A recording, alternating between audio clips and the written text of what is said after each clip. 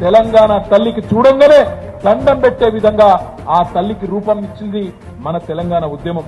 ప్రభుత్వాలు మారితే తలరాతలు మారాలి తప్ప తల్లులు మారడం తప్పు తప్పు తప్పు అనే మాట నొక్కి చెప్తా ఉన్నా. అన్ని పిడికిలు లేవాలి. జై తెలంగాణ.